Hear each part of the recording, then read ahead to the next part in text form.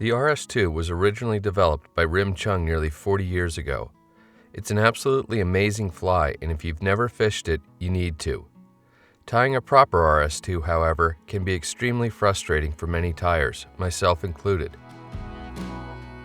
Fortunately, author and fly tyer Matt Grobert has really got this pattern down and was willing to share how he ties an RS2. Matt's going to tie one here on a Dai-Riki number 310 straight eye hook in size 18. Sizes 20 through 24 are also very popular. For thread, he's going to use 6/0 olive Danville. Start your thread a hook eye length behind the eye and wind back to about the halfway point on the shank.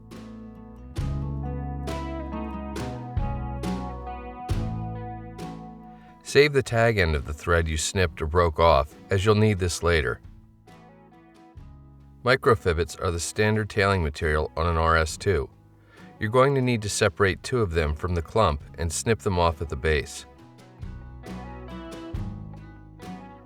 Measure them to create a tail that's about 1.5 to 2 hook shanks in length.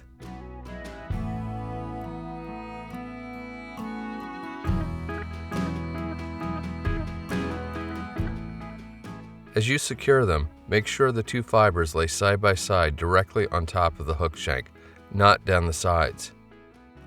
Take a few wraps back up the shank to further secure the microfibbets. Now find that tag end of thread and fold it around the bend of the hook. With your dubbing needle, carefully separate the 2 microfibbets. This can be somewhat of a chore, but stick with it. Once you get the tails separated, pull the loop of thread up between them. As you gently pull the loop forward, you'll notice the tails splay outward. When they're at about 80 degrees, take a wrap to secure the thread loop and thus maintain the angle. Carefully take a few more wraps to lock everything in place. Then continue wrapping forward before lifting the butt ends of the microfibbets and the thread loop up to snip them off.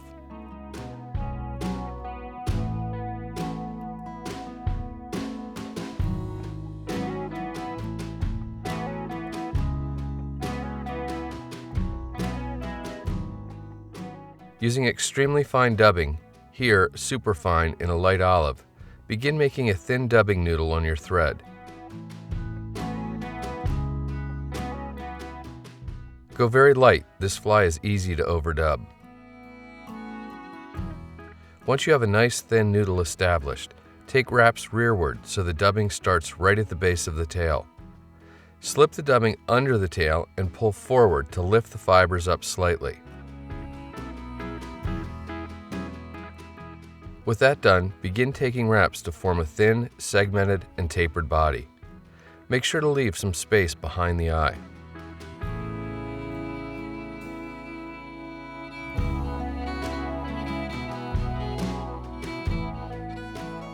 For the wing, Matt uses about half the fibers of a standard CDC puff. Fold the CDC around your thread and bring it up to on top of the hook shank. While holding the tips, take a couple of nice tight wraps rearward to secure the CDC.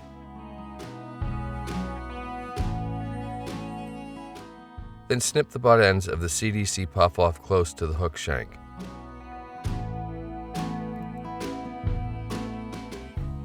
Use just a few thread wraps to cover the butts.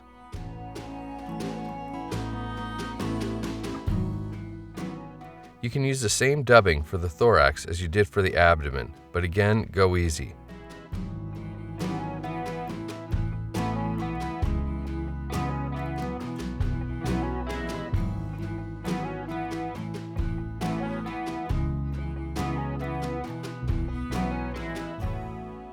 Matt starts the dubbing noodle up near the eye to form a dam to hold the subsequent wraps back from crowding the eye. Sneak a wrap or 2 behind the wing to hold it up near vertical, and then take a few more in front to finish the somewhat bulbous thorax.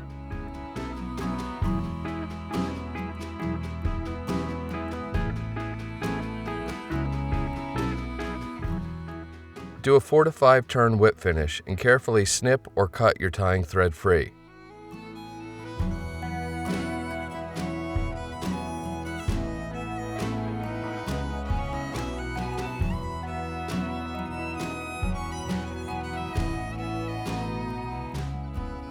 Trim the wing at a downward angle like so, and your RS2 is complete.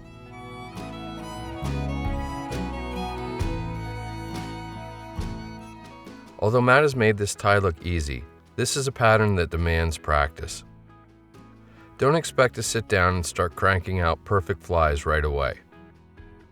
Experiment with different colors for the body and thorax, and try different colors and materials for the wing. A box full of nothing but RS2s is a worthwhile addition to just about any fly vest.